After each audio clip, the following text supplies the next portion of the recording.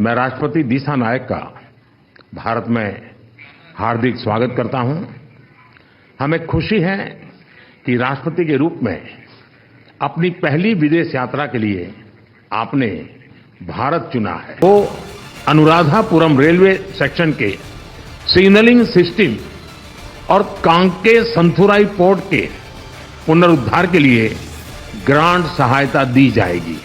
और अगर आप देखें कि प्राइम मिनिस्टर मोदी जो हैं वो किस तरह श्रीलंकन प्रेसिडेंट को हैदराबाद हाउस में जब उनका वो फोटो का शूट हुआ तो लेके जा रहे हैं अंदर, तो उन्होंने उनके कंधे पे हाथ रखा हुआ था। तो when big powers meet small powers they do this same. एक नई डेवलपमेंट हुई है हमारे रीजन में। हमारा अगर देखा जाए तो टोटल हमारी बहुत ज्यादा सिमिलैरिटी श्रीलंका के साथ मिलती है। सबसे ज्यादा कॉमन चीज क्या उनसे मिलती है? करप्शन मिलती है। हमने कौन सी चीज पाकिस्तान ने बनाई है? 30 से 40 हजार मदरसे इन 77 सालों में हमने बनाया और 30 से 40 हजार मदरसों में पढ़ने वाले बच्चों ने रैफले उठा ली, क्लाशन कोपे उठा ली और उन्होंने 30-40 साल जो है इंफॉर्मेशन टेक्नोलॉजी में लगाए, IITs बनाई और आज वो बिलियन ऑफ डॉलर्स कमा रहे हैं। फर्क है ना उनमें और हम में। के आप को हमारे साथ मिलकर काम करना चाहिए। आप अभी छोटे हैं, आपको बड़े होने में टाइम लगेगा। हम आपको बहुत कुछ दे सकते हैं। हम आपके ऊपर हाथ रखना चाहते हैं। मोदी साहब श्रीलंकन प्रेसिडेंट अनुरा कुमारा को कह रहे हैं कि हम आपके ऊपर हाथ रखना चाहते हैं। हमारे हाथ को वसूल कीजिए। हमारे साया जो हम आपके ऊपर रखेंगे उसको वसूल कीजिए। आपकी ये बेहतरी होगी। ये हैदराबाद हाउस से उन्होंने पैगाम दिया है नरेंद्र मोदी ने श्रीलंकन सरकार को। जय हिंद दोस्तों, बहुत बड़ी खबर यह है कि इस समय भारत में श्रीलंका के हेड ऑफ स्टेट, वहाँ के राष्ट्रपति आए हुए हैं और जाहिर सी बात है फिर प्रधानमंत्री नरेंद्र मोदी जी ने उनका हैदराबाद हाउस में भव्य स्वागत किया। सेरेमोनियल वेलकम भी हुआ उनका। इसके बाद फिर बायलैटरल टॉक्स भी हुआ एज यूजुअल। या तो वो दिल्ली में होता है या हैदराबाद हाउस में होता है, तो इस बार हैदराबाद हाउस में हुआ। एक पिक्चर बहुत वायरल हो गई कि प्रधानमंत्री नरेंद्र मोदी जी ने श्रीलंकन राष्ट्रपति के ऊपर ऐसे कंधे पे हाथ रख दिया। अब क्योंकि भाई ये बड़े लोग हैं तो डिप्लोमेटिक्स की भाषा में किसी के कंधे पे हाथ रखना, इसका मीनिंग कुछ और हो जाता है। ठीक है, ये भी डिस्कस किया जा रहा है। दूसरी तरफ भारत जो है श्रीलंका को बहुत ज़्यादा इकोनॉमिक तौर पे सपोर्ट कर रहा है और मुझे तो लगता है यार इतना सपोर्ट भारत को जांच समझ के ही करना चाहिए। अगर भारत कर रहा है तो कुछ सोच समझ के ही कर रहा होगा, जिसमें ये है इलेक्ट्रिक सप्लाई। ठीक है, ग्रिड के थ्रू भारत इलेक्ट्रिक सप्लाई करेगा श्रीलंका को, जो कि अभी बांग्लादेश को रोक दिया गया। आपको पता होगा सीन कि अडानी साहब ने फिर रोक दिया। तो वैसे ही श्रीलंका को भी बिजली सप्लाई की जाएगी। इसके बाद फिर श्रीलंका में स्टूडेंट्स को भारतीय लैंग्वेज और भारतीय कल्चर, भारत से जुड़े चीज़ें पढ़ने के लिए उनको छात्रवृत्ति दी जाएगी। और भारत जो है श्रीलंका में डैम परियोजनाओं पे कार्य करेगा, रेलवे परियोजनाओं पे कार्य करेगा, इंफ्रास्ट्रक्चर में काम करेगा, एनर्जी सेक्टर में काम करेगा, ऑयल देगा श्रीलंका को। तो काफ़ी चीज़ें कर रहा है भारत श्रीलंका। और अगर आप देखें कि प्राइम मिनिस्टर मोदी जो हैं वो किस तरह श्रीलंकन प्रेसिडेंट को हैदराबाद हाउस में जब उनका वो फोटो का शूट हुआ तो लेके जा रहे हैं अंदर, तो उन्होंने उनके कंधे पे हाथ रखा हुआ था। तो when big powers meet small powers they do this same. Means के आप को हमारे साथ मिलकर काम करना चाहिए। आप अभी छोटे हैं, आपको बड़े होने में टाइम लगेगा। हम आपको बहुत कुछ दे सकते हैं। हम आपके ऊपर हाथ रखना चाहते हैं। मोदी साहब श्रीलंकन प्रेसिडेंट अनुरा कुमारा को कह रहे हैं कि हम आपके ऊपर हाथ रखना चाहते हैं। हमारे हाथ को वसूल कीजिए। हमारे साया जो हम आपके ऊपर रखेंगे उसको वसूल कीजिए।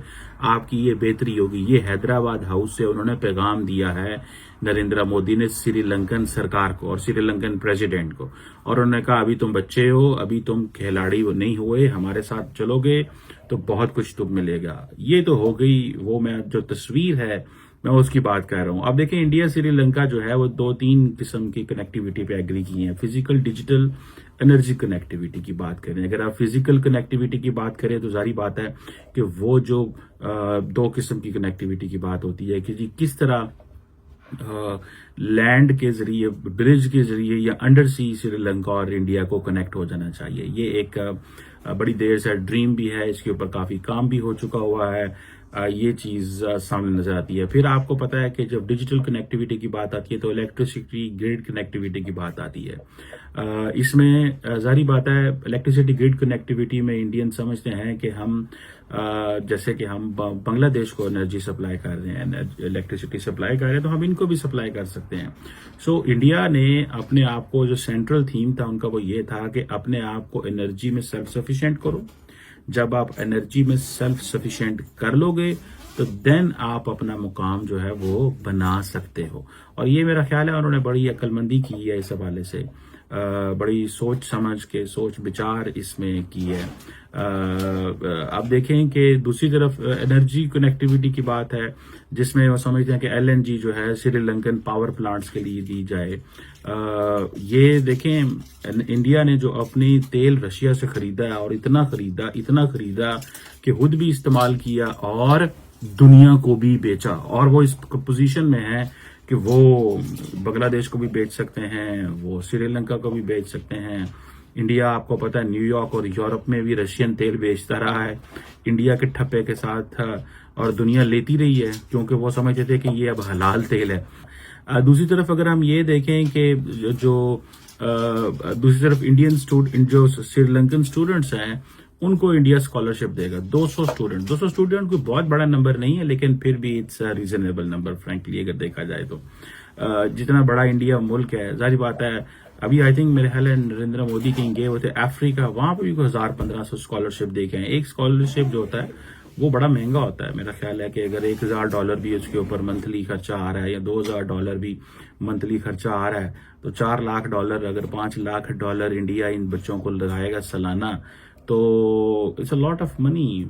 $500,000 अगर लगाते हैं तो, लेकिन जिसे कहते हैं ना वो है, फिर देन वो कहते हैं जी कि हम आपके 1500 सिविल सर्वेंट्स को तैयार करेंगे और उनकी रेलवे को तैयार करेंगे। अब मुझे ये बताएं कि अगर 1500 सिविल सर्वेंट श्रीलंका का इंडिया में तैयार होगा तो वो तो सारी की सारी, बेसिकली हर मुल्क कहता है जी हम आपको ट्रेनिंग देना चाहते हैं। वो ट्रेनिंग क्या होती है? वो ट्रेनिंग ये होती है कि हम आपके ऊपर इन्फ्लुएंस करना चाहते हैं, हम आपके साथ वो कनेक्शन बिल्ड करेंगे।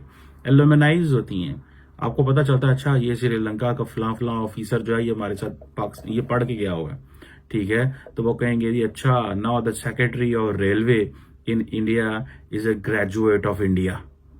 ये होती है चीज, इंडिया का ग्रेजुएट है। तो ये आप इससे अंदाजा लगा लें कि ये चीज जो है वो कितनी इंपॉर्टेंट एंड सिग्निफिकेंट है।